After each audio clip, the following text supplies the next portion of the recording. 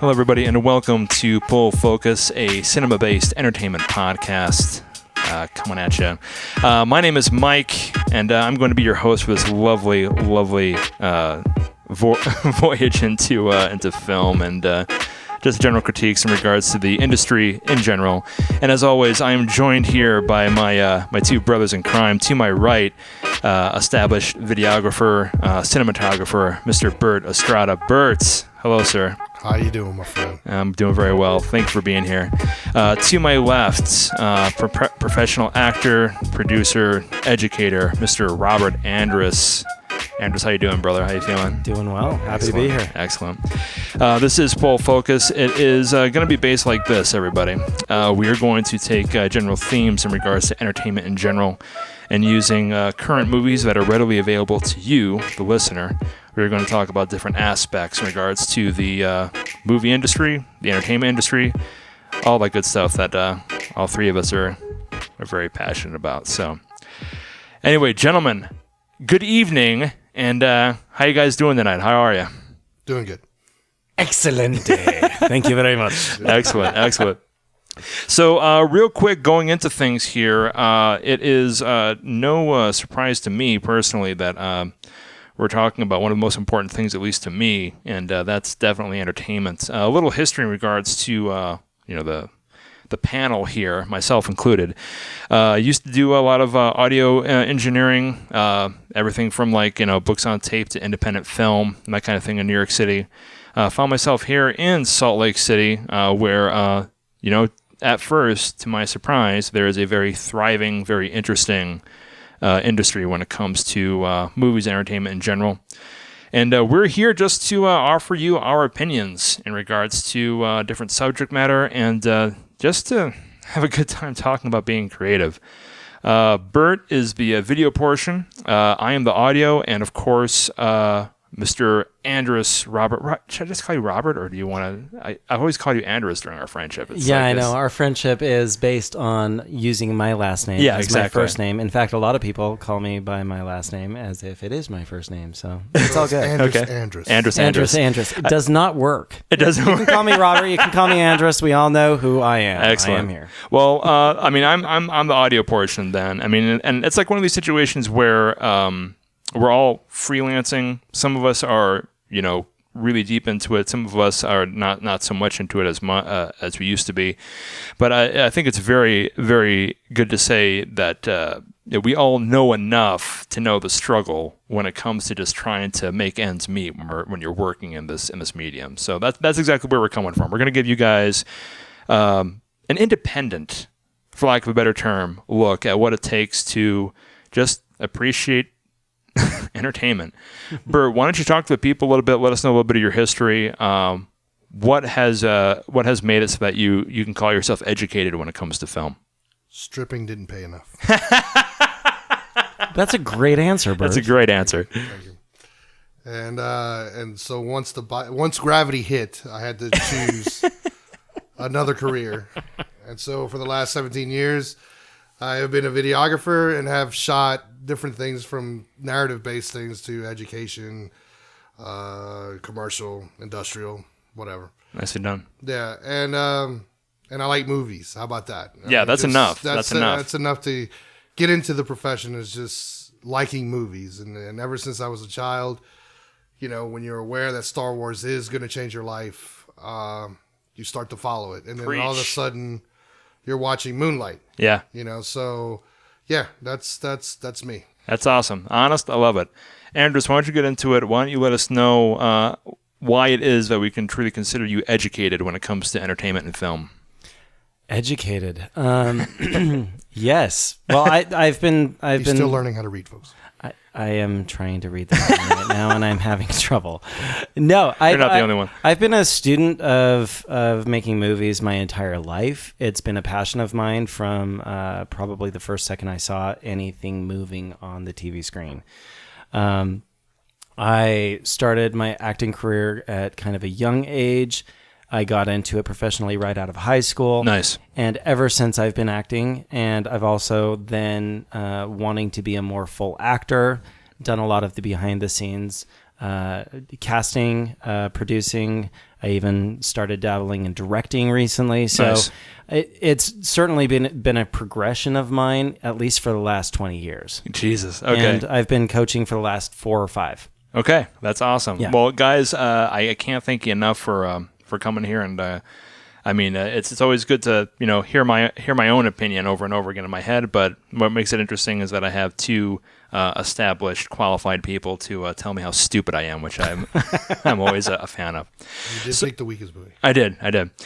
So here's how it works, guys. The first. And by guys, I mean our listening audience, of course. The first episode is going to be about probably one of the most important things when it comes to generally film and cinema.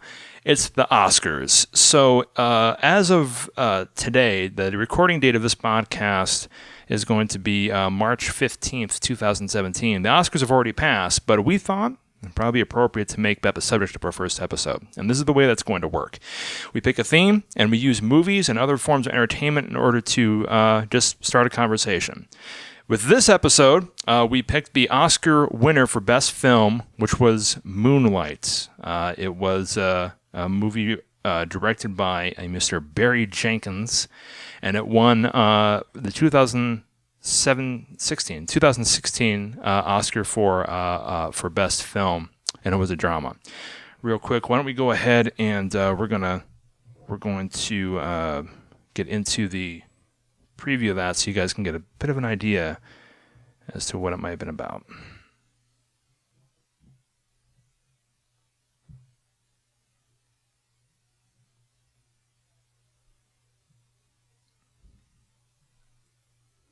A24 production.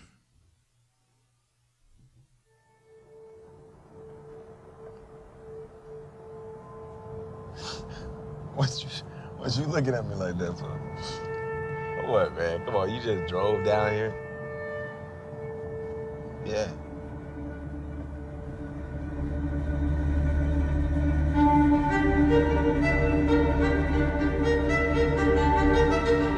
Who is you, Sharon? For a long time, try not to remember.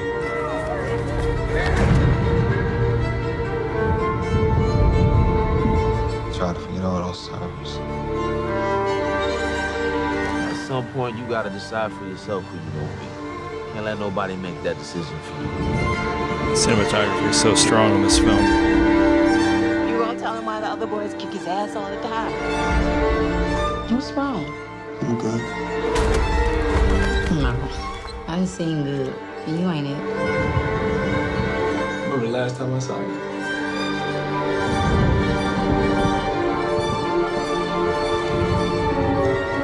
You're my only. I'm your only. No, you gonna listen. To who, Ma? Huh? To you? Who is you, man? I ain't seen you in like a decade.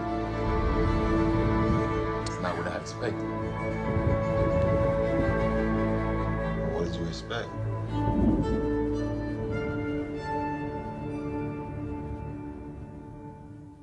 Just the acting of this film alone. So, guys, let's talk about this real quick because this is going to be the cornerstone of our discussion today. Moonlight. Holy shit. Why? First of all, I'm going to put the question out to you, gentlemen. Why did you like this movie? Because I know all 3 of us liked this movie. Tell me specifically what made it a good film for both of you guys. You want to go first, or you want me to go first? Either way. Okay, I'll go first because I'm ahead. I know. That's why I gave you the option. No, Nice, actually, this movie is great. Let's get a little closer to the mic for me, please, Bert. I'll make out with the mic now. Nicely done, sir. Thank you. I'm licking it.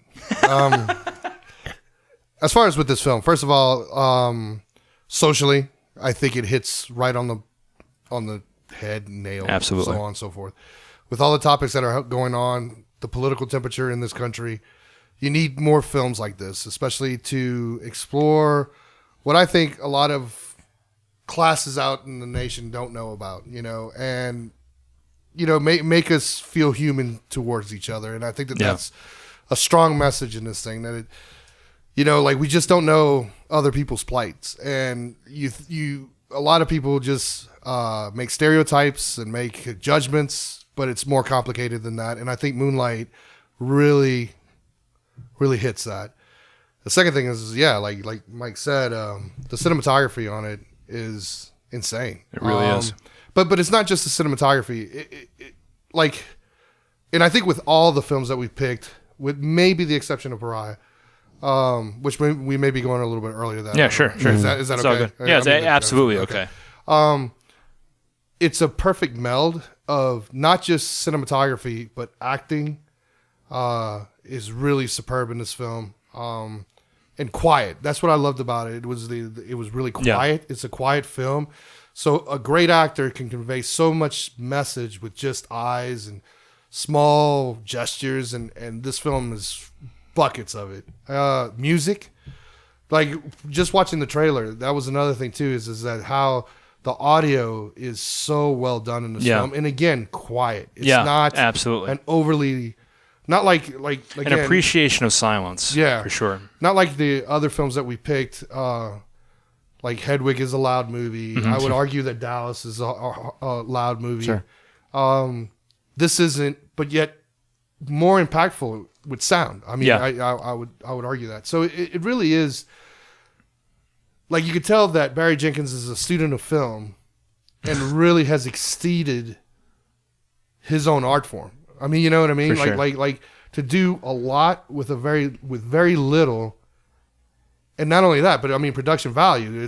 You could tell that it's a cheaply made film. It absolutely is. And it strikes you right in the face. Yeah. So, I mean, it just stands out. It's a great film. What about you, Andrus? Cheaply in the sense of inexpensive as far as any other standards, right? Because as far as the word cheap, that doesn't mean the same for me. I hear you. Because it's anything but cheap for me as far as verbiage goes. But as far as for me, what really sang to me was how emotional every aspect of the movie was. And one of the reasons that I love going to movies is to be affected emotionally. Totally. I want to be distracted. I want to be entertained. I want to go there and feel maybe something that I'm trying to process in my own life, or just try to escape from, or whatever that is. And like all of the characters in this film, they all have a story. Told me something or made me feel something, and it was just, and I was exhausted when I saw it. I was just like, I am going to fall asleep, and I'm like, I know I'm going to fall asleep to this movie, and it's slow and it's quiet, but in such a powerful way. For sure. Now, I loved it. I'm gonna sound like a hypocrite right now. And so because that is one thing that I am having trouble with movies in general, and Moonlight reminded me of that. When you talk about the escapism, do you really escape in Moonlight? I thought so. No, fill me out. Okay. None of us could really identify with that lifestyle. That's true. Correct. That's true. We don't know anything about what it's like to be a black kid, gay black kid. Oh yeah, hold on, real quick. Let's make sure everybody understands. 14 minutes into the podcast, maybe a little bit less, that this is going to be filled with spoilers. All right, I'll have like an alarm for that later 14 minutes on. In. Yeah. Sorry, guys. Sorry. But by the way, don't worry. We'll work on that next and the following episodes. We're learning it. We're learning as much as we're talking, everybody. But this is chock full of spoilers for all the movies. So if you haven't seen them yet, fine. But if you have, then come on the journey with us. Anyway, you were saying none of us have. None of us can really, at least the three of us in this room, right, can really identify with this film. We're three white guys, everybody except for Bert. Bert is definitely. I am not white. Latino. Sorry, go ahead. It's Berto. But anyway, it's safe to say that in order for us to really put ourselves into the shoes of the personification that these characters have in the movie, it's a stretch. Right. Exactly. Now, but I will continue. Yeah, please. And it was the same problem that I had with Manchester by the Sea. Is that our films getting too real? And even though it's great for social commentary, is it the same as valued entertainment? Meaning, like a movie like La La Land, most people aren't actors. So, you can escape with them and you can go along with them, the musical and so on and so forth. Whereas like a movie like Moonlight, it's not. And so it still needs to be entertaining, but that doesn't... entertainment value's there. Yeah. But what I'm saying is that are we now progressing to a point where it's almost too real. Does that make sense? Yeah. Like it's almost too real. And, Yeah. And so when we talk about escapism to go to the movies, does that exist anymore? I don't think it does exist as much, but it definitely depends on the genre. And building off of that and what Andrus said too, the reason as to why I cried when I saw this movie, yeah, exactly. But it's funny you mentioned that, because the first time that I saw this movie was for this podcast. My girlfriend and I were, we took time to go see this movie because we thought it was an important film to see. Not only because it was definitely, I'm not going to say it wasn't because of the Oscars. The reason as to why this movie is even available to a lot of people is because it's so good, it got recognition from the Academy. Mm-hmm. But the reason as to why I was able to get put into it a lot is because of the realism a little bit. I would never, ever consider that my experience is similar to a gay black man living in the urban South. But the reason as to why I felt that watching this movie was worth my time was because it tugged at me emotionally. Like, especially in the last scene where Siobhan is talking about how he confesses to this gentleman who is the first man that he's had a sexual experience with. The last few lines in his dialogue was that, you're the only man who's ever touched me, or the only person who's ever touched me ever since. And the acting was so believable that I could actually really believe for a moment that this character, this man, had never been touched intimately or never had a friendship or anything like that with any other person. And that's when I started to get like a little teary-eyed, because it was just a really good representation of what I'm sure a lot of people go through. So overall, you would say that it's okay to be real in a film. Yeah. See, but I can understand what you're saying too, because we're supposed to be entertained by cinema. There's definitely a portion of that. No, and entertainment it's misconstrued, and especially in this podcast, I think that we're going to go through the meaning of entertainment. We're going deep, man, for sure. So because I was entertained. In only an hour and a half, by the way, ladies and gentlemen. Yeah. Only. like Russell Crowe, right. I was entertained. Right. Yeah. Not, but it's not Gladiator. You know what I'm saying? Correct. Like it's not the same type of entertainment. And you don't. No, you're right. You're absolutely right. There's no true protagonist. The antagonist is environment. There's nothing that you can say. Good guy versus bad guy. So you're saying that this movie really isn't something that could speak to everybody? Well, I don't think it does. Yeah. I know plenty of people, especially ironically, I'm from the South. Yeah. Right. And whether black or white, of the people that I've known in the South, couldn't identify with this film. Yeah. Because it's too, one, it's too real. First of all, like a hard-hitting brother from the projects is not going to admit whether he's gay or not. Right. And then you got the flip side, the Dixie flag waving redneck that would not admit watching this film either. Yeah, right. No, you're absolutely right. And both may love it, but they would never admit it. Andrus, what are your thoughts in regards to this? Like, does the realism take a second stand towards the entertainment value, or is that really the important? Well, all I can do is talk from my own experience with it, right? I grew up in Utah, folks. Sheltered life in Utah. All right. Which is where we're recording from, by the way, ladies and gentlemen, along with Salt Lake City. My experience with drugs is like ibuprofen. so there's that. So what I'm talking about as far as emotional and escaping into the idea of what this is I absolutely have no idea how it is to be these people in these conditions dealing with these kinds of situations and issues. But what I can identify with is certain types of bullying. Of course. Certain types Very heavy theme of belittling, certain types of emotional estrangement from relatives, of course, et cetera, et cetera, et cetera. I think there's... So if you're talking about themes... Yeah. Oh my God! I related the entire time. The transference of self was the biggest reason as to why I enjoyed this film, because it not only was I able to see myself in some of the characters, but I was also able to be educated by what people in real life are probably dealing with using these characters as a medium, But that brings us to the film that you picked, Pariah. which we're going to next. The you know the scene where he's in the barbershop or like a convenience Yeah. store, and then the friend that turns on him. Mm-hmm. You know, You're talking about the father figure in the father convenience store. Yeah. Yeah. He that was one of the things that I felt was missing in Moonlight. You know, Okay. Is another perspective. It's another perspective.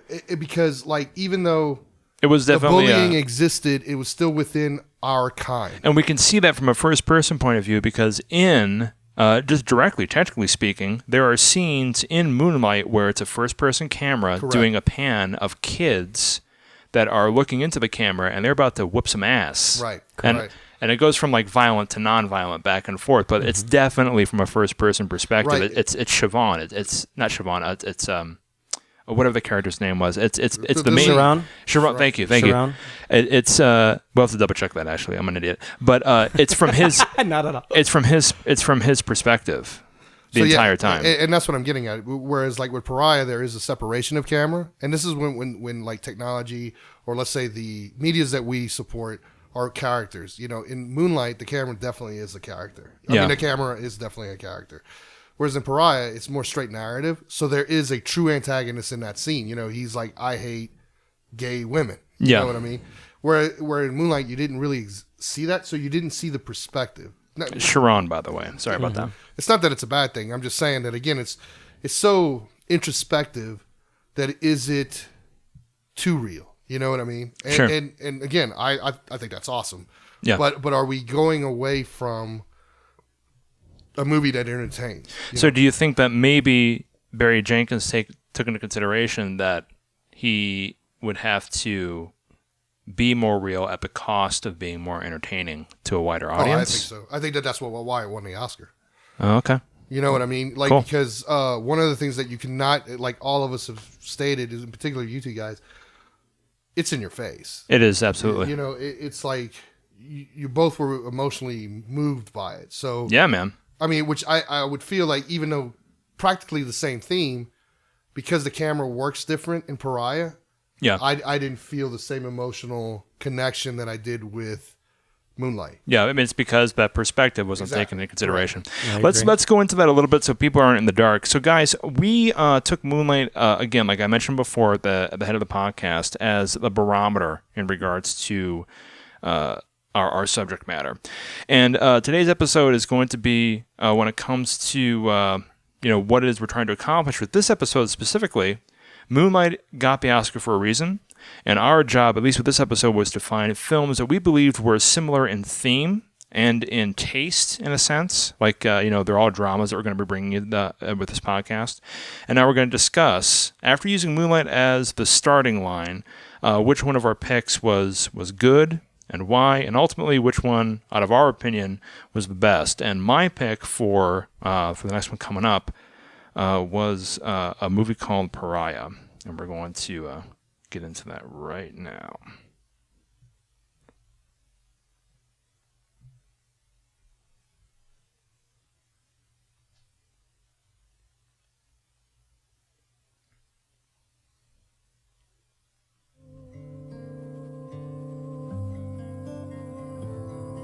Sundance represent. Heartbreak opens onto the sunrise, for even breaking is opening.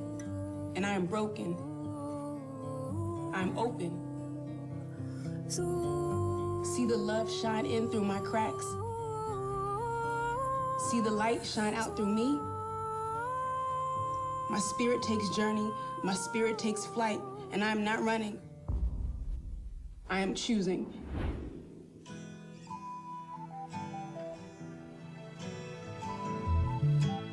I know for homecoming that I want to go with Craig. And who are you gonna go with, Lee? I'm not going.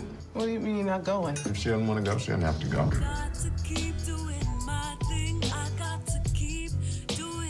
For some reason, Lee just doesn't like anything I pick out for her anymore. You look beautiful, baby. This isn't me. There's this new women's club up there by the liquor store. You haven't heard anything about it, right? I never even heard of it. What if, say, somebody liked you? What if the person is kind of like a friend, but they like you more than that?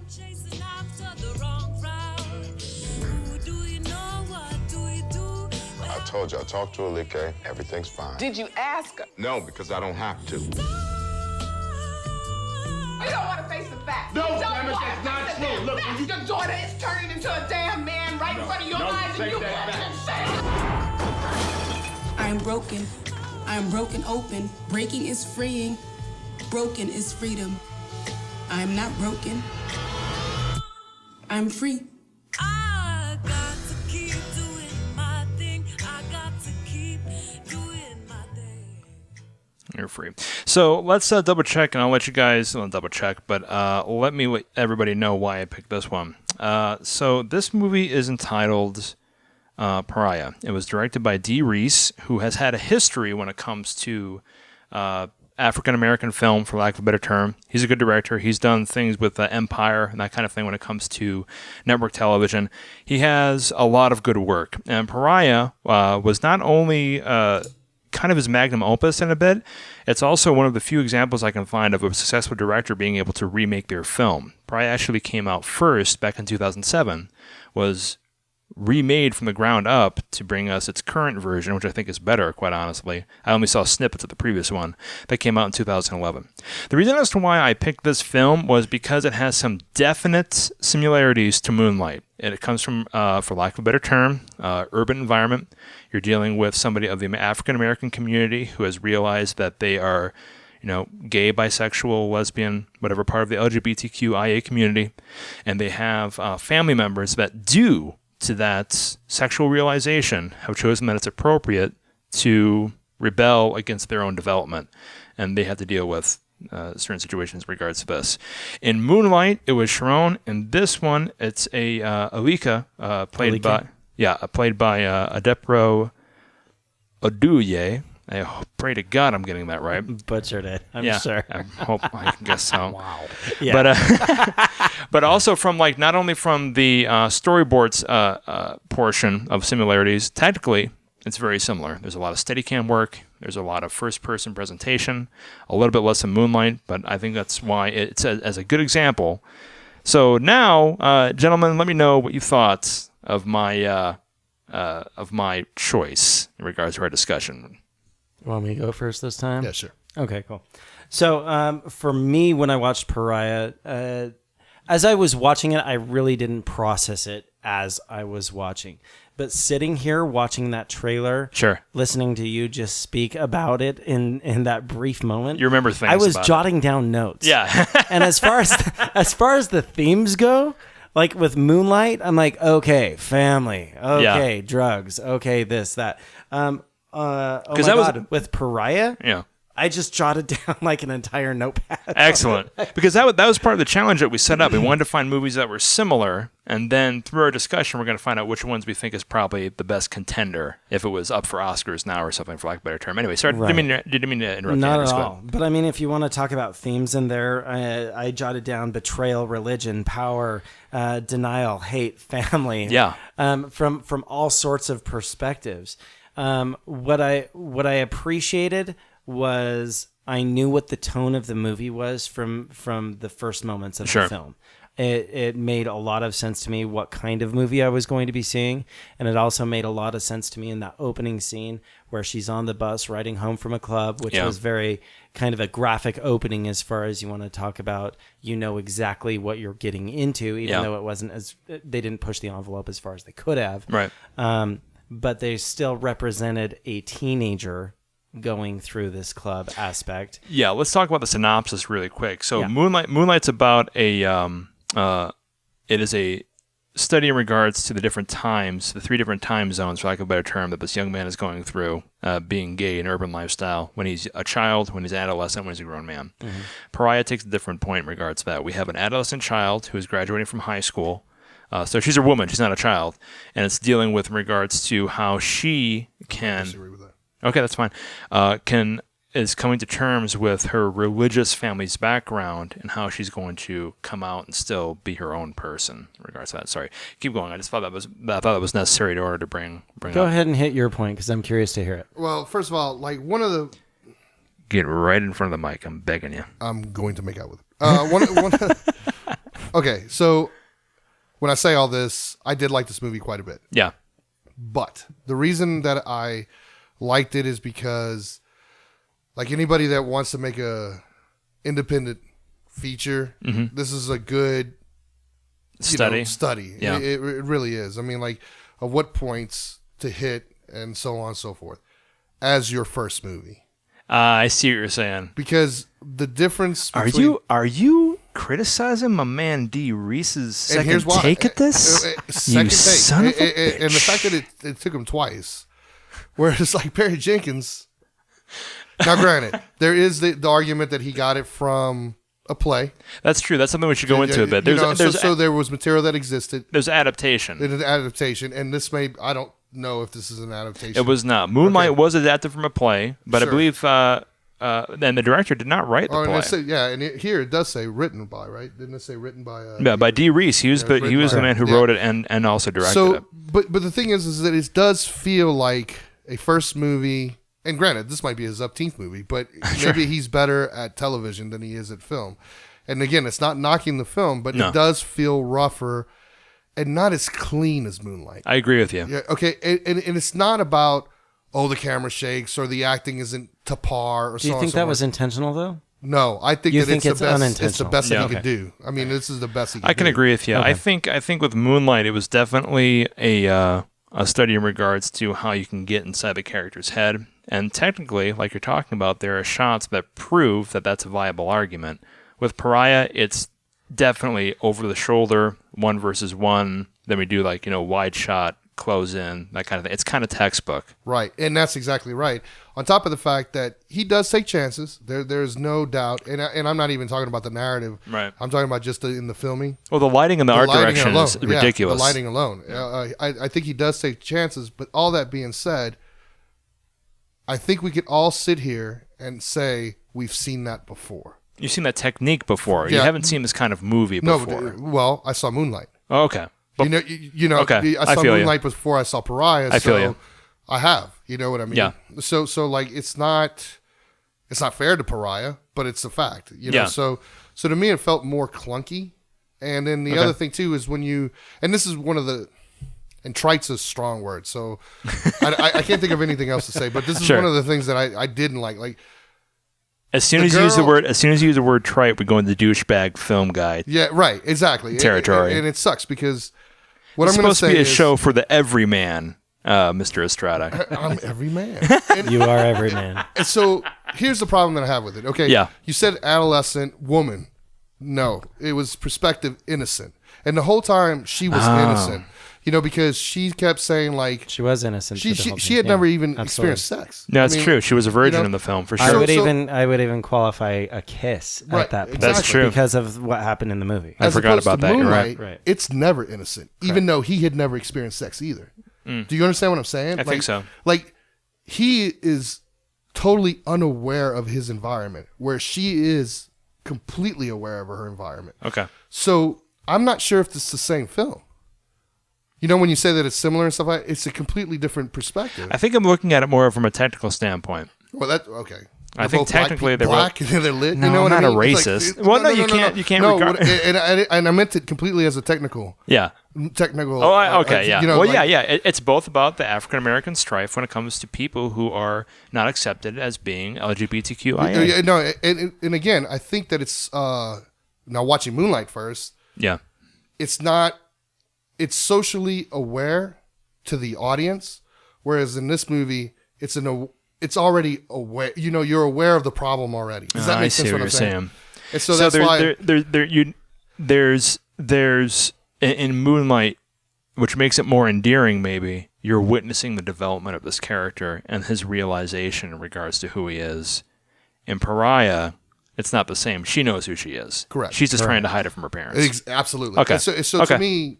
And again, knowing what it takes to make a film, this is going to sound really awful, but it's easy. You know what I mean? Like it's an easy film to make. It's an easy film to do. I would use the term textbook more than easy. Making films. And that's what I said. How dare you, sir? After making films, I know that it's a upward journey. Yeah, for sure. But it's not like. Yeah, I know that. You know how hard it is. Yeah, it's not like Moonlight. I would even argue it's not like Dallas Buyers Club or Hedwig. What are the other two where films that you're going uphill the whole time. For sure. And as part of the audience, you're going along for the ride. Yeah. Whereas this one, it's pretty, and I liked it. I thought it was fine. That's a good movie. But you should watch this movie, everybody. Is it any different than watching well, okay, here's the better question. Would you see the movie again? Okay. No, that's whereas like with the other three, I would argue we would. Okay, so I would see this movie again, but that's because you're defending your choice. I'm defending my choice, but also I will give you that the reason as to why I saw this movie in the first place was because of Moonlight. Well, there you go. Yeah. See, and that's again, it's not fair to Pariah. I think if we had seen this one first, Moonlight might be different. You know what I mean? Yeah, I feel you. So like, but what about you, Andrus? What feelings do you have in regards to this being more of like what Bert was saying, innocent versus discovery versus? I agree with a lot of the points that he was making. For me, it felt completely different in a lot of. How so? How is it different for you? Let me see if I can articulate it. Just the gender side alone, the lesbian community versus the gay community, I think is a huge. There's a huge difference and space between that as far as how people perceive. I would assume I don't. I think that's fair. I would disagree with that. I don't know. You really do? You don't think lesbians are thought of differently? I think lesbians than gay men? are probably a little bit more well accepted and well rounded rather than gay men. At least in the entertainment industry. Is that a no or is that a yes? Especially seeing the movies we saw. Yeah. Right. Please get in front of the mic. I love the sound of your voice. The movies that we saw, like, because the next two.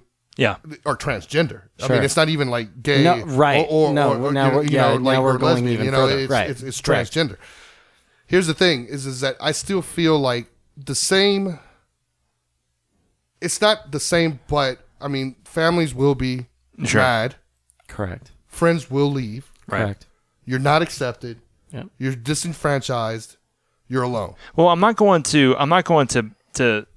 Well, I'm not going to put a disclaimer here. I mean, when it comes to what we're saying here, we're not social justice workers. We all three of us understand that we are not saying that gay black men have it any easier than gay black women. That's not what we're saying at all. Not at all. We don't have any way of even really being able to know 100% what it's like to even be in that situation. Yeah, and that's kind of like the thing that I'm saying. And I can respect that, but I think it's safe to. Given the petri dish of entertainment, Hollywood, whatever kind of fucking label you want to put on it, I think that the personas of an African-American lesbian woman are taken in different ways that are more marketable than an African-American gay man. And that's almost where I was going with it, but I wasn't going to go to the marketing I'll go side. there. Right. Okay, but again, what do you go see? Well, how many lesbian movies have you seen? That's an excellent point. Understood. That's true. The only way in which I can even form that opinion, and again, average white guy living in Salt Lake City, so take that for what it's worth, who happens to be experienced when it comes to independent film, not in the theory, but in the practice. I mean, I was making a living doing audio for movies for a time in my life. Mm-hmm.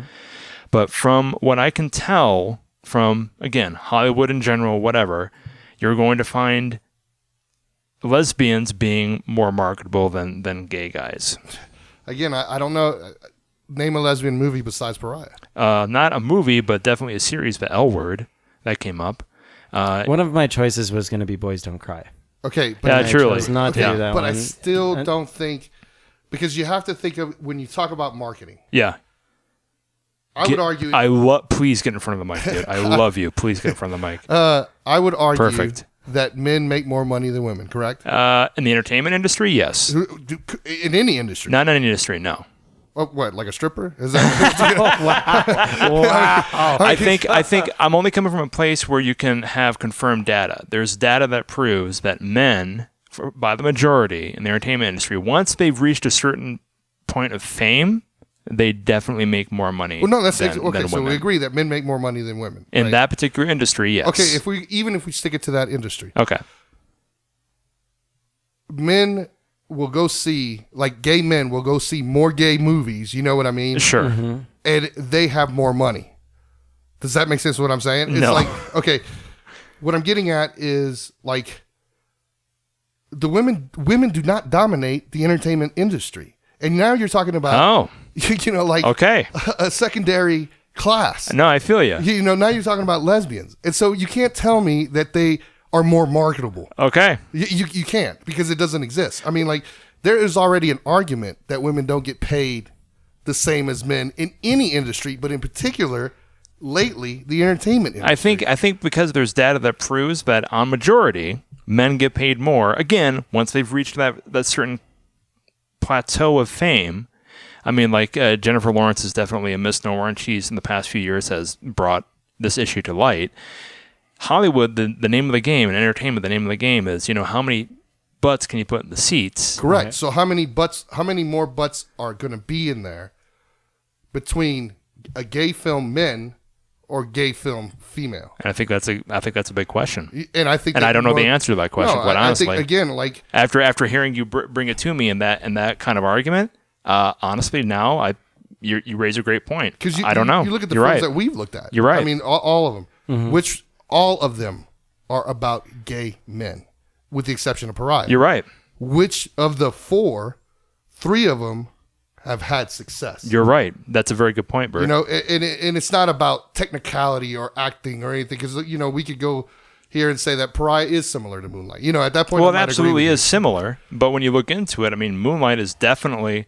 So then the argument becomes, not only is it a great movie, but how is it more marketable? Is that because the main character was a man instead of a woman? I think so. Okay. I think so. I think there's a viable argument in that. Where I was going with that was when I initially brought up, because of the lesbian versus gay men type scenario, it was a lot easier for me based on the way that I was brought up and my whatever my experience were or has been.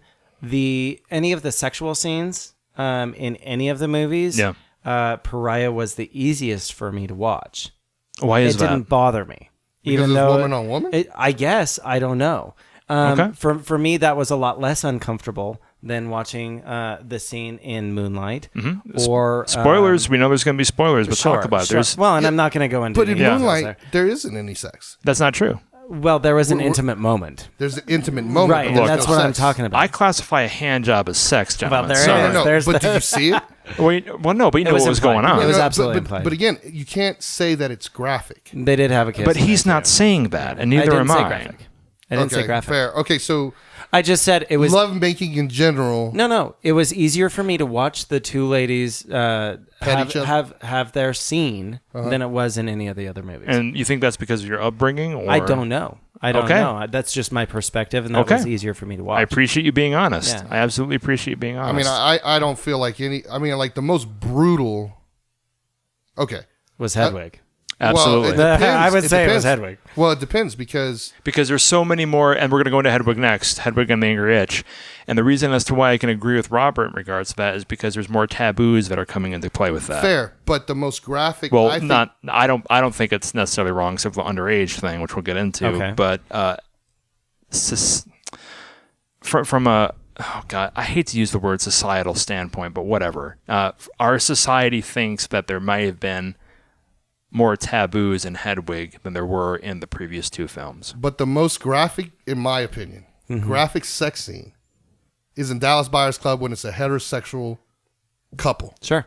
For sure. Because he's getting AIDS and then they shot it in seconds and it's left in your mind. Okay. Right. In the Hedwig ones, they're purposely doing it for the taboo. Another excellent use of a hand job, by the way. Yeah, they're doing it for the taboo. So it's not in your face. Well, let's talk about Hedwig right now then, because I can definitely understand where you're coming from. I believe that Hedwig was definitely more shock and awe than any other of the films that we brought to our discussion today. Here we go with Hedwig and the Angry Itch. Thank you very much. Yeah, this is Bert's pick. Oh, let's. Ow! Hedwig! Don't you know me, Kansas City? I'm the new Berlin Wall. Try and tear me down. I love it how he's touring like laundromats and everything in order to make ends meet. Early boy become the internationally ignored song stylist barely standing before you. Damn, handsome. I can't believe you're not a girl. Looks like we got some sugar daddies in the house. You could give me a cavity, honey. Now you're interested, huh? Inch, not itch. Intrigued? It is clear that I must find my other half. But is it a he or a she? Can two people actually become one?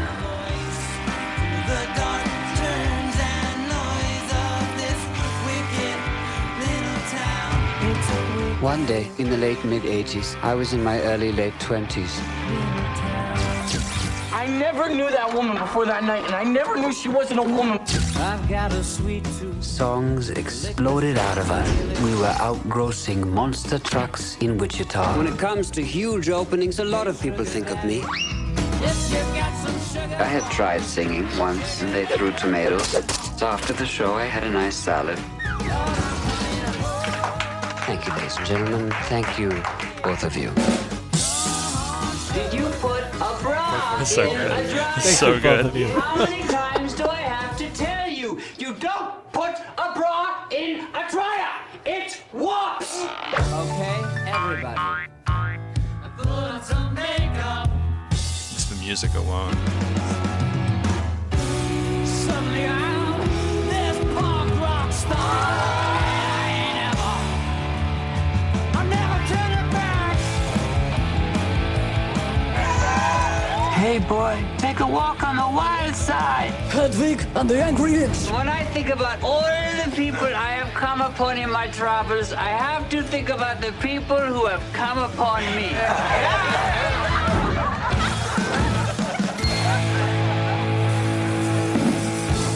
Oh my God. All right. So first, a little bit of history in regards to Hedwig and the Angry Itch. This is the similarities in this are actually really good, Bert. And I'm glad that you brought this to play. The Hedwig and the Angry Inch began in 1998 as a Broadway musical, and it was later adapted for screen in 2001. And it was crazy when it came to being able to have a voice for a main character who is legitimately transgender, who is dealing with all kinds of strife, and still being able to provide just a really great film that embodies the musical spirit, I think. Because this, again, just like Moonlight, is an adaptation, but you could definitely tell this came from a Broadway stage play. So why did you pick this film? Why did you think it was appropriate for the conversation? Well, one, the stage play. That was a moving force. The other thing, too, the independent nature of both. It's not a high-budgeted film, just like Moonlight. Yep. I feel like the main characters, though, in Moonlight, the separation would be that it's 3 acts. It's still driven by one main character, like really driven by that. It's that one. Yeah. Without Hedwig doesn't work. Without Siobhan. Siobhan. Moonlight doesn't work. I mean, now that sounds stupid, but it's true. I mean, they drive the movie so much. Yeah. I mean, so I thought that was a similarity. Also, the edginess of it, I feel like both of them push boundaries. As much as we like, and that goes back to what we were talking about before when it came to, and people who watch this film will see that you have, this person who he's a gay man that goes through transgender surgery, but they mess it up so that he's only left with an angry inch. So it's been appropriate, at least where I'm coming from, to consider the character female, of course. But then it goes into these different situations where the main protagonist is a person that Hedwig had a relationship with, but it was a kid. I'm not exactly sure how they were able to personify that character specifically when it came to age, because it was never said. They never said like this kid was 15 or 16 or whatever. I think they said he was 17. I think you're right. 17. Okay, maybe I'm mistaken. 17. That's underage. Yeah. So we were talking about it still is. Back in the day when you could date 17-years, no. But there's right. Oh wow! Oh, I'm talking like 1850 when polygamy was still. Thank you for that. We are in Utah, right gentlemen. But that's one thing that I think is really part of what I was mentioning before, the shock and awe perspective of this movie. There are definitely similarities, but when it comes to the subtlety, I mean, this just throws the baby out with the bathwater. One of the reasons as to why it's a film that people want to see is because it's a fireworks display. You have a story about a transgender rock and roll artist who is fantastic. The music is incredible, who has a relationship with an underage boy, and through that, they're breaking up, and the underage kid taking her songs and everything. That's how the movie goes. It's revenge kind of. Well, she creates a rock god. Yeah, exactly. And then gets denied as well. So I mean, there's that element of betrayal in there but as well. There's so many things. There's so many fireworks in this movie, not only metaphorically, but also when it comes to the costumes, the set design, and everything. It's like watching a Broadway play on your television. It was. But isn't it about love? It is about love. I mean, if you look at all of it's about love. Sure. Every single one of them is about love. Yeah, absolutely. Yeah. So that is another similarity. Themes. I know that it pushes boundaries and all that stuff, but ultimately, especially for 2001. Oh my, that's God, ridiculous. Seriously. And in fact, you and I were talking about this before the broadcast. I feel. Thank you for calling it a broadcast, by the way. That we have lost that in films now. Yeah, let's jump into that a little bit. Because when we talked about the social commentary about like, keep talking. I'm going to grab a beer. I'd like a shot, sir. Okay, we can make that happen. As we have now moved into now and watched the movies that we see now, I feel like they try to do social commentaries, but again, if we're going to stick to real life, something like Hedwig found a way to punch you in the face, and yet, well, you can't stop thinking about it, right? I mean, did you guys? No, absolutely not. You always kept thinking about like. I watched it last night. Well, this morning. Yeah, I'm still thinking about it. 12:30 midnight, right? Got home at 3 a.m. So like literally, I'm just like running to the gun to like finish what I needed to finish before the show. But I appreciate your effort. Thank you very much. Literally. Andrus. So can I get it out of my head? No, I was dreaming about it the entire freaking night. I'll agree with that. Fuck no, I can't get this movie out of my head. And again, I think that's lost in the current films that we have now. I mean, in the sense of like, if you are going to talk about social injustices or the problems of humanity and so on and so forth, they should stay in your head for a while. I mean, I think that they should resonate for a while. I didn't feel like that about Moonlight. Well, one thing, and I'm going to set you up in a second, Andrus, but one thing that we do have to make, I can't even talk right now because I just want, this is a huge idea that comes into play with almost everything that I watch and I consume from an entertainment standpoint.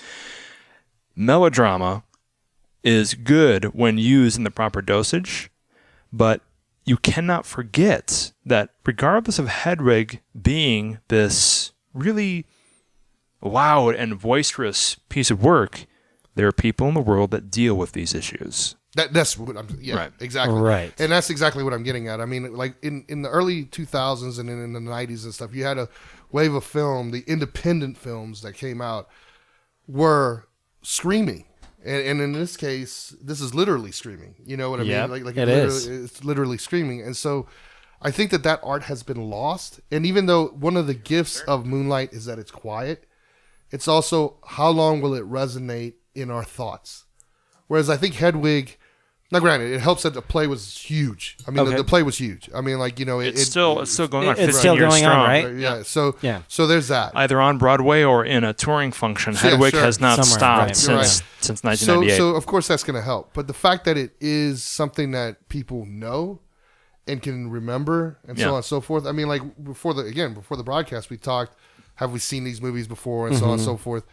And then you have made the comment, yeah, I think I have seen this movie before. And the thing is that even if it's been 20 years since you've seen it, because it'd been a while since I had seen it, it was brand new again. I can respect that. Yeah, absolutely.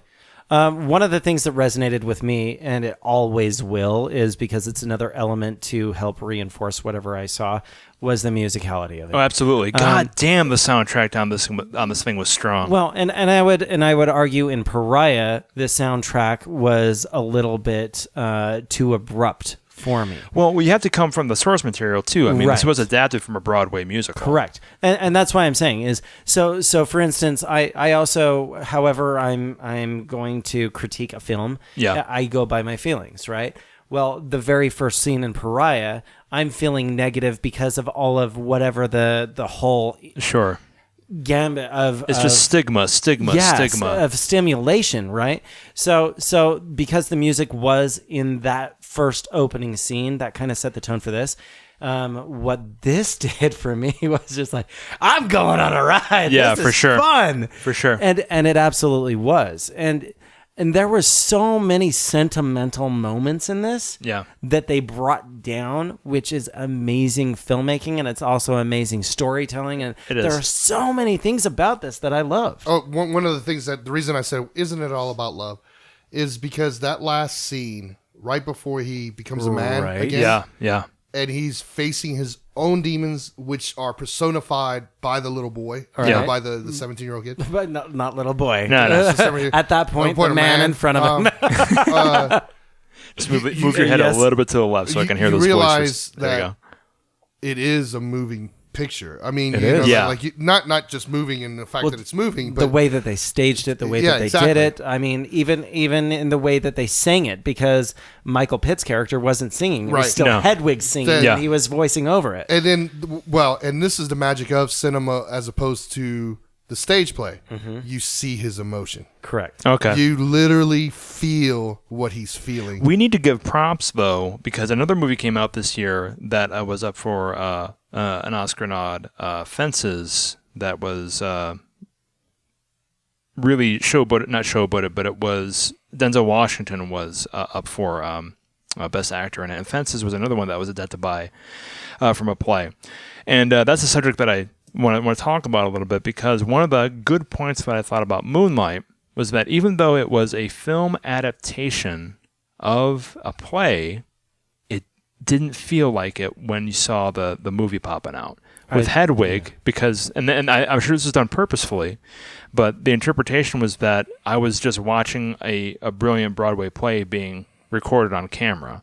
With Moonlight, it was something completely different. It was the scene changes and the outward appearances, like from the aerial shots of Sharon's car. I agree with you to a certain degree. Okay. Because even though Hedwig for me was very, very flashy and very theatrical, right. I still felt like I was on a documentary trip Really? with the whole cast. I can't disagree more. I did not feel like I was just watching a show. Really? Okay. Yeah, and I disagree with you. Okay. Too. Yeah. Well, the reason I brought up Fences was because, again, it was up there. High caliber film. Right. It was in the running for getting best movie, but you could tell it was so encapsulated in this one set, which was Denzel Washington's character's backyard. I liked that when it came to Moonlight, that they committed to it being a film at that point. Sure. Which is a different monster. An adaptation. Yeah, absolutely. Translate to real life. We're going to locations. We're not feeling like we're in a theater house. Absolutely. Hedwig didn't do as good a job, I thought. I honestly thought. I disagree. I mean, you totally feel the travel every single, and the fact that they use news footage, the fact that they use the Berlin Wall is a big deal. Sure. And as a metaphor to his life. Again, you can't, a close-up is still a close-up. Yeah, I can respect where you're coming from. And on stage, I didn't see Fences, but I'm going to go out there. Yeah, neither did I. I mean, that wasn't a prerequisite for our discussion Right. Yeah, today, so for sure. but I'm going to go out there. Shakespeare is awesome because of the words, not necessarily just because of the performance. You don't think so at all? Well, no, because you can look at a film and eyes do a lot of talking. Sure. And so you feel more in a film when someone's doing Shakespeare, in my opinion, than on a play. Okay. Because I am separated by feet at Okay. that point. It's not in your face. And so when you say that this is close to watching a musical, I disagree. I mean, Okay. because... Again, a close-up is still a close-up. I can respect where you're coming from, because technically you can't get around the fact that we're looking through a camera lens, but a pet peeve of mine is having to make that adjustment. When I go into a movie theater, I want to watch a movie. I don't want to watch a play that's been recorded and put on film. No, but and that's what Hedwig is, in my opinion. So I agree with your perspective on that, because I saw a film earlier this year where I felt like it was a stage play, and I'm like, why am I watching what I feel is, and what I'm referring to is Allied. I don't know if you guys saw that. No, I didn't. Is that the Brad Pitt thing? It's the Brad Pitt, Marion Cotillard, or Yeah, is that how you say her name? I yeah, hope. Marion- I hope so. I'm sorry, because I love her. It's our first episode, Cotillard, everybody. or Don't worry. I don't know. It's our first episode. We'll get better at this. I'll do more research, but it's a Robert Zemeckis film. Okay. It's Allied. A lot of what he did in there visually made me feel like I was watching a play on stage. Now, did that adjustment take away from the experience? It or was totally did. Okay. Because See, that's where I'm coming from. What I was on board for was this epic World War II movie. Yeah. Right? Spy and all that fun stuff. But this is when he thought his French wife or something was a spy. Correct. And he was the okay. Correct. And I know that this is a little bit off topic, but it's relevant in the sense that I went there wanting to watch a World War II spy movie, and I felt like I was watching a stage play. Yeah. And that has a lot to do with set, that has a lot to do with lighting, that has a lot to do with all of that. With all of these movies, I didn't feel that with one of them. Really? And I agree with that 100% because, again, even with Hedwig, the scenes tell you, like, we've been traveling for months, dogging this kid, and then when she blows up about the bra, Correct. it's more than that. You know, like, it's not about the bra. You would never feel that in a stage. Now, you might laugh at the lines. Yeah. Again, it's like Shakespeare. Which I did. You might laugh, but you don't feel the emotions necessarily. And when you say that, I mean, I understand where you guys are coming from, but I cannot get that scene in my head where they're rocking at the trailer park. And first of all, technically, it's an incredible film. The music is amazing.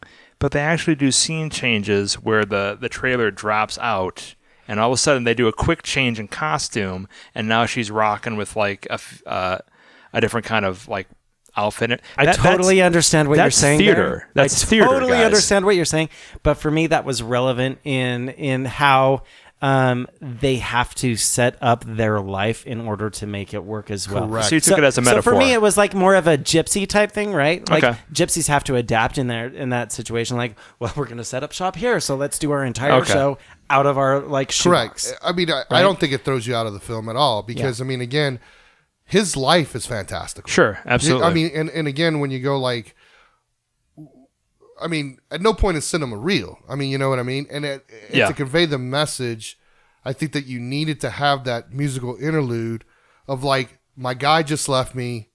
What do I do? I've lost my mind. Yeah. And to feel that craziness, it's like you said, one of the reasons that you liked it is because it's in your face. Yeah. Well, visually, they show it in your face. I'm losing my mind, and that's why Hedwig is created. Okay. Because I'm alone in America with nobody and an inch-long dick. Yeah, no, for real. And that's another thing we're going back to, like, you know, but regardless of the fact that this is melodramatic, which I love it that it's flashy. I love it that you can't look away from what the creators want you to look at. That's completely understandable. I think that's an incredible point of editing. Technically, that's genius. And it uses melodrama properly, where you're not getting completely lost in it, and you realize that, you know, there are people who are of the transgender community who have to deal with bullshit circumstances. Doesn't change the fact that, to me, I had to flip that little switch when I realized, oh, okay, I'm watching a play. But that we can agree to disagree. That's fine. Well, let me ask you this too, because this may have some bearing on part of that for you as well. Sure. But his secondary love interest, Hedwig's secondary love interest, his band member, a transgender young lady. It kind of tripped me out a little bit because I'm just like, wait, hang on just a minute. There's something a little bit off here. Yeah. Was she supposed to be transgender, or was she just wearing a or goatee? was she just supposed to be a man? That's a good call. In representation. See, that's the problem that happens with adaptations. Well, metaphors can get lost. Sure. No, but there's a real answer to that. Do you know what that answer is? Yeah. When help me out. It's a man. Okay. They chose to get a woman to play for the film. In the play, it's a man. I didn't know that. Yeah, that's interesting. It is a man. Okay. So like the only, I mean, and they may have switched it now because like it was so popular on the film. Sure. That they may have, because at one point that's kind of its style thing, and it's what it does. Yeah. But it's supposed to be a man because that's the whole thing of giving the wig up. You know, when he gives the wig up, right? It's so. That makes more sense. Yeah, like now. you know. It's, but for me, that was a confusing point because that wasn't ever really articulated to me, or that wasn't ever and that's something for me that was point, explained. Yeah, and at that point, maybe I would agree that certain subtleties are lost between Penn and paper and Yeah. film. You And know? that's why I brought that up, is maybe that had some sort of bearing on it, because I'm like, obviously at some point your brain clicks and goes, okay, that's a chick wearing a beard. Yeah. Okay. So now what is that supposed to be? Is that supposed to be a representation of a man? Is it supposed to be a representation of a transgender person? Or is it, I was just left through quite a bit of it going, wait, I'm confused now. Yeah. Now, the only clue I think that they give you at the beginning of the film, and again, I mean, it's such a subtle clue, Right. is he goes high-pitched. Yeah. And that's Hedwig exactly rips the mic off. Yeah. Yeah. Like the challenge on stage, right? Yeah, the challenge and stuff. And so that's the only clue that you're given. But again, I think it's too subtle to where I can see where the confusion is at. But the fact of the matter is, this is, again, one of the subtleties of the film that I'm not sure you would appreciate on stage is something like that. That the fact that we're talking about that. Yeah, right, for because sure. on stage, it would be, yes, It would it's be a man, easier to miss. It's very going to a woman or a woman easily becoming a man. And so on and so forth. explain that. Cool. Right. Yeah. Well, I'm glad that we can disagree Exactly. and agree about interpretation without jumping over my kitchen table and yelling at each other. But yeah, Wait exactly. a minute. Were we a little bit heated right there? No, not Do at you want all. to pull back a bit? It's the first time we've disagreed in a while. But yeah, Hedwig and the Angry Itch. Okay, so the next one that we have up and it's the final film that we have in regards to our discussion. All right. Yeah, it was Dallas Buyers Club, and this is what Andrus brought to the table. Let's take a look at the preview here.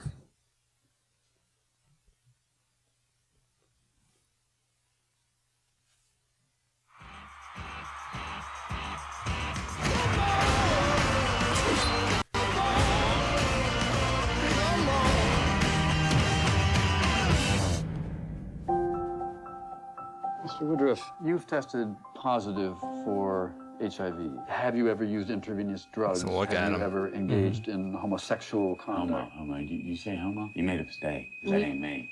Mr. Woodruff, we estimate you have 30 days left. Jesus Christ. Newsflash. Tell me about Ain't it. nothing out there can kill Ron Woodruff in 30 days. The drugs, they just released for testing, and I know this hospital's one of the sites. I need it. It doesn't work that way, Mr. Woodruff. Where are you going? They got good meds out of Mexico that's better than what you can get here in the States. This is protein, totally non-toxic. And you can't buy this in the USA? Not approved. You could be making a fortune off of this. You look Yeah. Honestly, I look amazing. Anything to declare? Nada.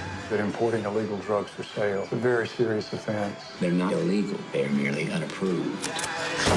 I've been looking for you, Lone Star. Listen, Tinkerbell, unless you got more cash or new clients, I'm busy. You don't deserve our money. Jared Leto, man. 5%. 25.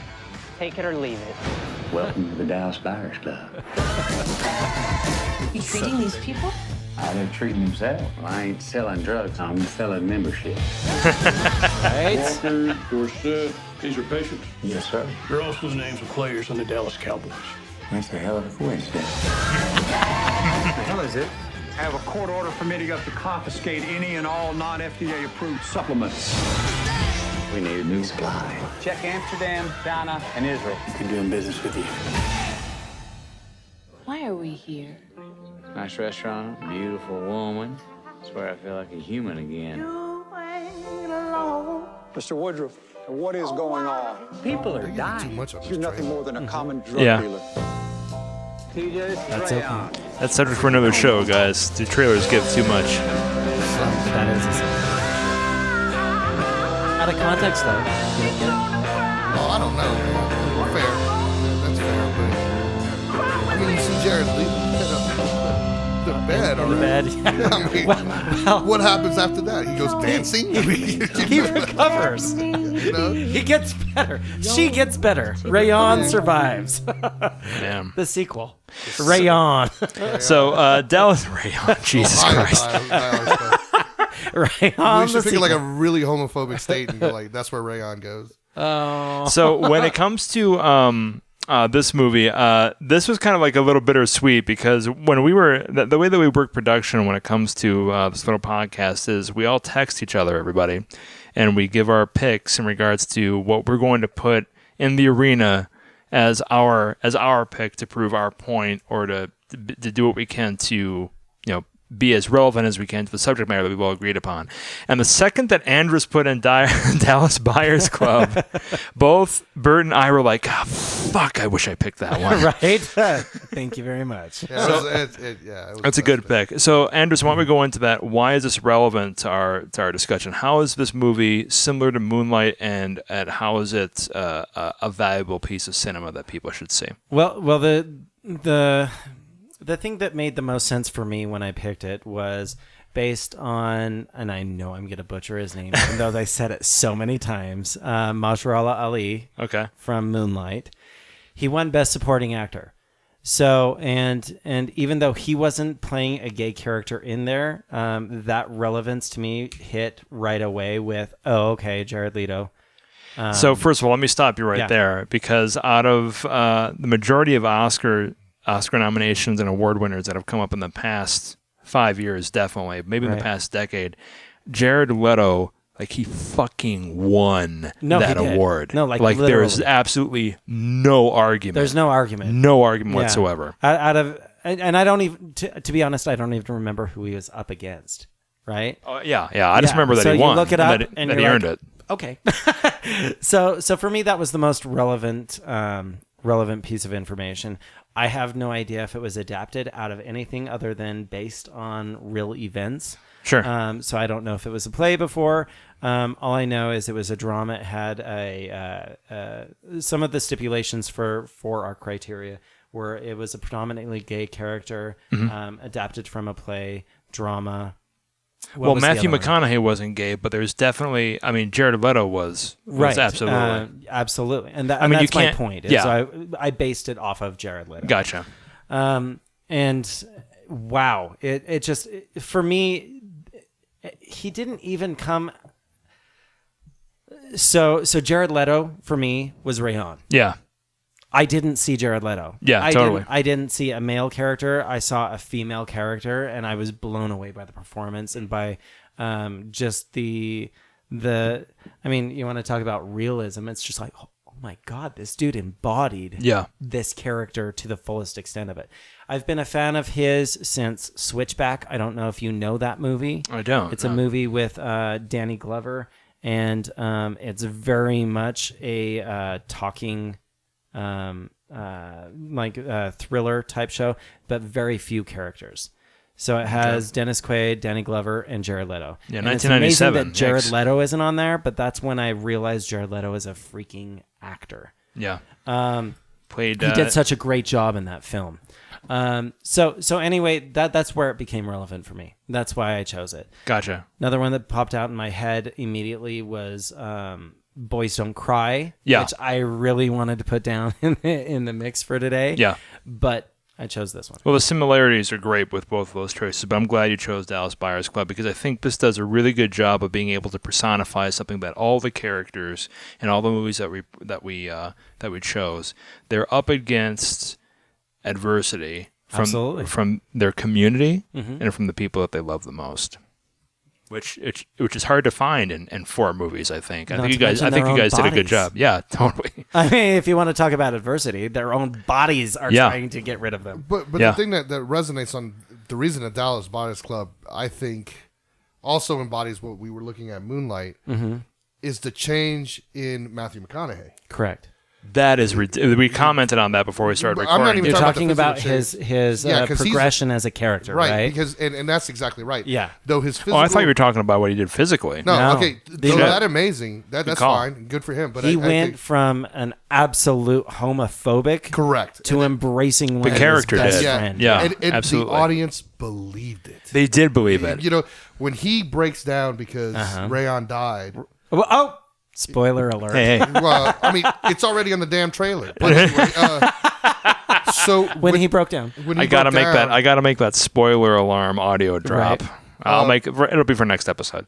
But you feel so bad. Yeah. I mean, you feel so like he lost his best friend. My favorite. Exactly. You know, and to me, that's one of the things that I think that all the movies had at one point or the other is.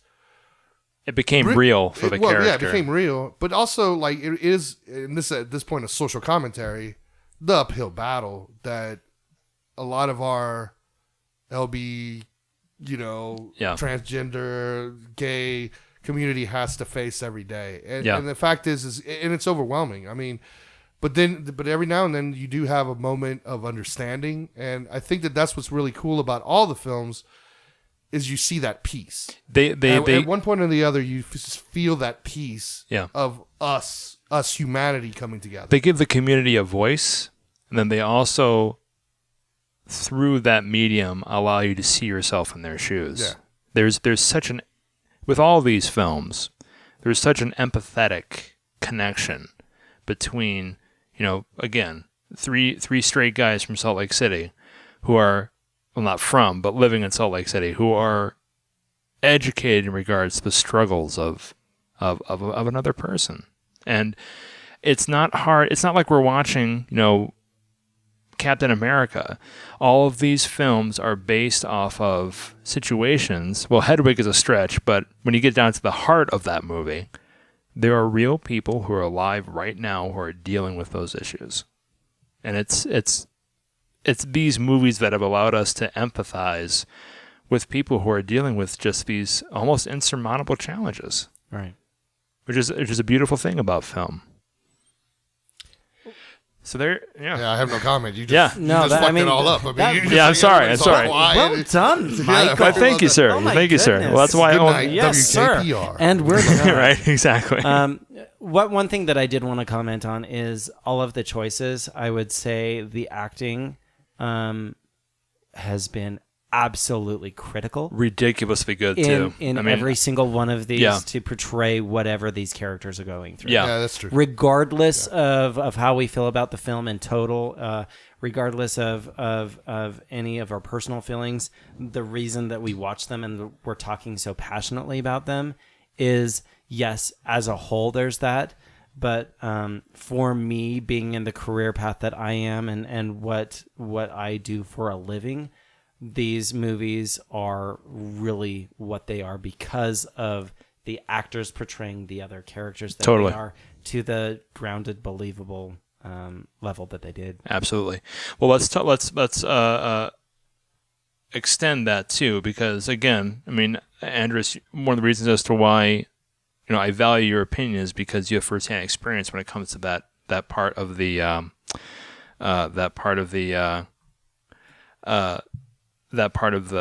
equation, right? Okay. The acting and that kind of thing. So that kind of brings us to the big question in regards to this. Given our specializations when it comes to the different elements that we happen to have, been familiar with, Andrus, you have acting and production. Bert, you have videography, cinematography. I know a little bit about audio and everything. What would you pick, coming from that standpoint, out of the 3 films that we've chose? Out of the 4 films that we chose, Andrus, which one had the strongest acting component? Bert, which one had the strongest cinematography? And then I would like to go into which one I thought, from an audio standpoint, was strongest. Andrus, why don't you go first? Sorry to put you on the spot. Obviously, I chose Dallas Buyers Club for a reason. Yeah. So there's that. But you put that... You put that up to Moonlight, and I'm just like, and then I think of Hedwig. Yeah. And then I think of Pariah. It's just like, it's so conflicted. Sure. It is such a conflicting answer. One thing that I wanted to say about Moonlight is every single character in that movie that was played beautifully. I absolutely agree with you. Beautifully. Absolutely. Where did they find these kids? Yeah. Holy crap, where did they find these kids? Let alone the teenagers, let alone the adults, let alone the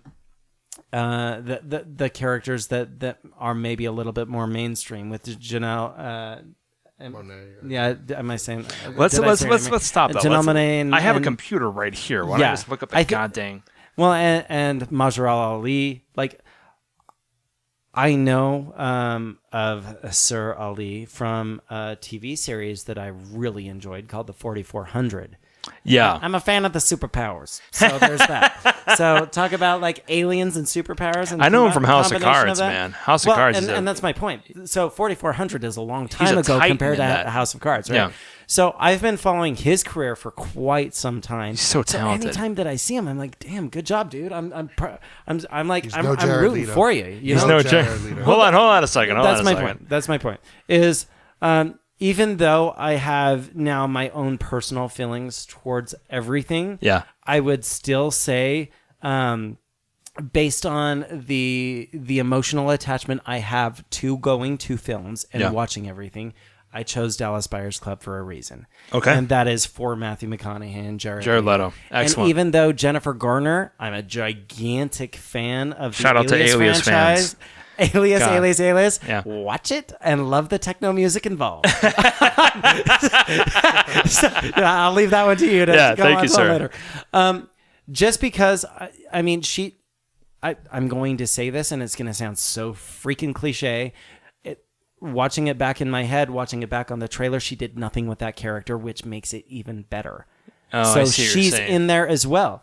So I mean, she wasn't the typical bubbly, happy, version Absolutely. of Jennifer Garner that most of us know and love and appreciate that are fans of hers. Yeah, the I will qualify that. What was that movie she was in when she was like a Freaky Friday thing? 13 going on 30. Yeah, 13 going on 30. Great fun adorable. movie. She's adorable. Yeah, Come on. absolutely. I love her to death.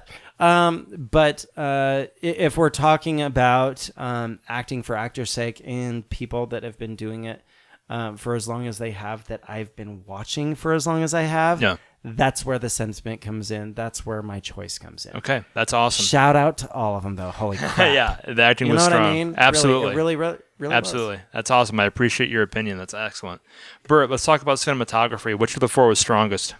Well, again, I'm going to have to agree with Andrus as far as like all of them were pretty strong. One of the reasons that I think they were strong is it really gives you that raw feeling of independent film. Yeah. What can we do with little? Yeah. And so it becomes very creative, very like solid. And all four of them have that. I mean, Pariah has beautiful colors. As far as rawness, I thought Hedwig really gets it in your face with like great camera movement. Their master shots are like right in your face. For sure. And then Dallas Buyers Club, I mean, there isn't a scene that's wasted by the camera. There isn't. Right. I mean, and again, you feel it real. But I'm gonna have to pick Moonlight. Nice. And here's the reason why. Cinematography, wow. Yeah. Here's the reason why. There's a scene in the movie where what's his name? Majrah Ali. Yeah, but what's his character's name? Juan. Juan's talking about growing up in Cuba, and they were saying how the blue thing. They right? started calling him Blue. Correct. And he because he's shown blue in the Moonlight. And the last scene, I forgot about that part. You're right. They grab that little boy and make put him in him blue. Yeah. And that is all camera. Yeah. And if you can't appreciate after you've watched the film and see that closing shot and go, damn. then you're not watching movies. It brought a tear to my eye. Did you also see the point in the movie too where the adolescent version was washing off his blood? Oh yeah, Came up out of it and blew again. But then they did that with all of them. Yeah, which I thought was the reason beautiful. I thought it was so strong at the end is because he is in Moonlight. Correct. Right. I mean, and so I mean, not to whatever, but dark skin color is very hard to light, like very hard to light. And in Pariah, you can almost see the mistakes because they almost come out green. And That's true. The fact that they were able to pull it off in Moonlight and really hit the narrative, I give props to that. I mean, that is some serious shooting. And again, the other ones fit into what I love about movies, which is independent, raw, camera is in your grill, blah, blah, blah. Moonlight actually took that and made it an art form. Well, And let's give kudos to James Laxton, who did the cinematography in that film, who was able to say so much with so little. I absolutely agree with you. Not that I'm a specialist like you are, but man, it was definitely a beautiful film. Well, and the other thing that I would add on to that is the OMG Naomi Harris moment. Holy crap! Let's talk about that element too on the flip side with the red. Yeah, that was good. OMG, Yeah, and they was did good. that twice, and I'm just like, yeah, the whole time. It was just the image alone, I'm gonna get into that in a without second. the emotion, Yeah. was Yeah. it was so emotional. It was crazy. So let's. affecting. I want to build off of that Yeah. because my pick for the top 4 when it comes from an audio standpoint is Moonlight as well. And one of the things that comes into play is because the subtlety in this film is used so well. Right. When it comes to that scene that you're talking about, when Naomi Harris is screaming at Sharon, and then you find out from at a later shot that she's calling him a faggot. Mm-hmm. I hate using that word, but we're doing it as a way of quote. It's a quote. That's ridiculously powerful, Right. and it just is an absolute personification of how important audio is, and how much, just as much as acting and cinematography is, how when you add one little thing, it can make it even more impactful. Or it can take away. Of course. And one of the things that, on that point, you just keep feeding me these good points, Andrus. I appreciate it. Moonlight, whoever was dealing with the, let me double check in regards to that, because not only does it come to well, there's a huge sound department, of course, but the use of silence in film is a lost art form. And what a lot of people don't realize, and one thing that took me a long time to realize, was that not only is the use of sound powerful at the appropriate at the appropriate time, but negating that and just using field audio can be just as powerful, especially when you're dealing with just how sound can complement the shot. The last shot in Moonlight, where it's quiet for the most part, and all you see is that little boy and how he's going through all these different juxtapositions of who he is in that one shot. So Moonlight gets Hedwig. Hedwig would be number 2 in regards to our choices, because just the musical aspect. Right. I mean, oh my God, you can hear a full album just by listening to that movie, Right. and the songs are positive. From a musical theory standpoint, they are complicated and lush and wonderful.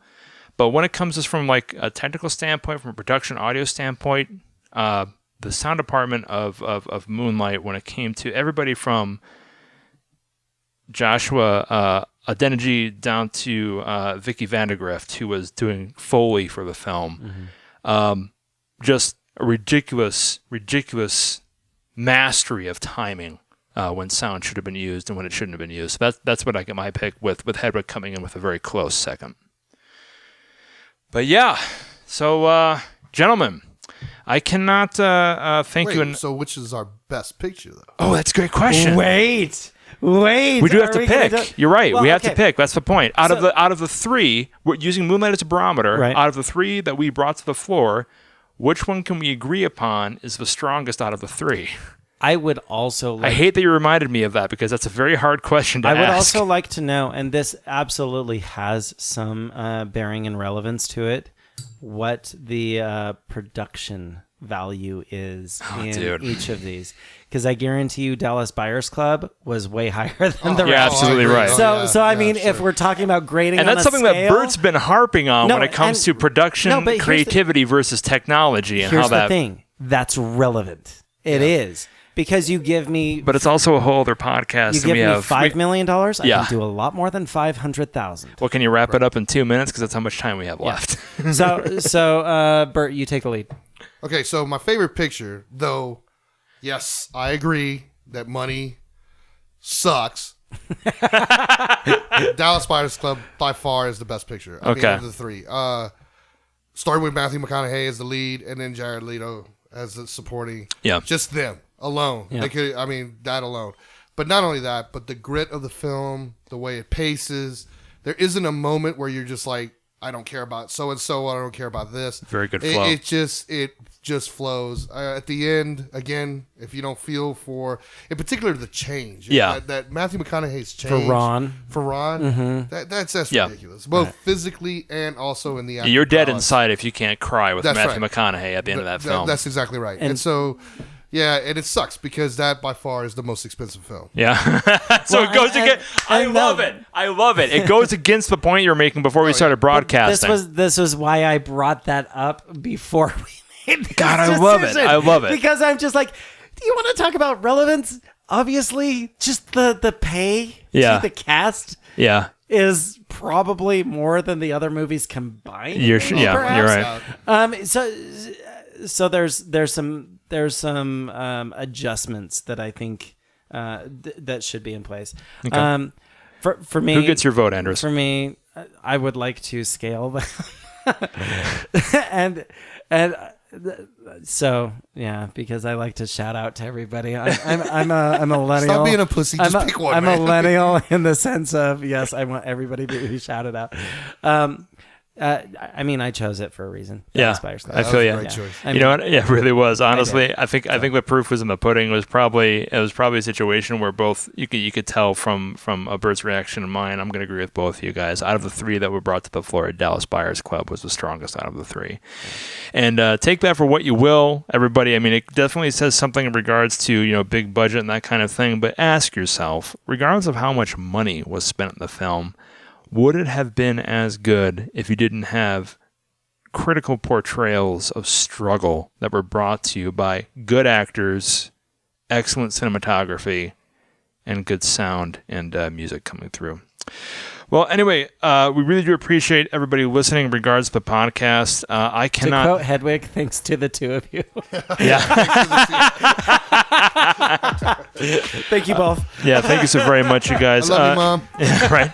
If you feel like there's anything that we missed, please feel free to contact us, pullfocuspod@gmail.com. We are more than willing to take suggestions about things we should watch, things we should be talking about. And we really do appreciate you taking time out of your day to listen to us ramble on about something that the three of us are very passionate about. Coming up, we're going to be talking about different things in regards to actors, different cinema, different subject matters in regards to how it relates to entertainment. But that we're going to do everything we can to provide you with quality discussion, and maybe even educate you a little bit in regards to that. But anyway, thank you so very much for listening, everybody. My name is Mike from Audio, coming at you from Pull Focus. Bert, is there anything you want to add to anybody that should go through in regards to our conversation? Should they see these films? Should they educate themselves? What's going on? Get your friends and listen to this. What about you, Andrus? Any parting words? Let's go viral. Let's go viral. Can y'all get us like as many hits as you can get us? Absolutely. I mean, shameless plug. I'm an actor. I'm a starving actor. Please, I'm not, but please I think feed me. Yeah, get some people, listen to us. We may be wrong, and that's your job to tell us. Absolutely. Hey, check us out. Opinion. Check us out on SoundCloud. Check us out on YouTube, and go ahead and email us, guys. Thank you so very much. This is Mike and Bert and Andrus. Robert or Andrus. Remind you to keep an eye on on the stars, I guess. Man, we got to come up with a better tagline. Wow, that was terrible, right? Keep an eye on the stars. Yeah, right. Not too much. Shooting for the stars. Right. What's the name of our show? Pull Focus. All right. How about that? Yeah. Why don't you catch us next time on Pull Focus? Or there we go. Why don't you help us pull focus? Gonna pull something. Wow. All right. Thank you, everybody. Bye-bye. Bye.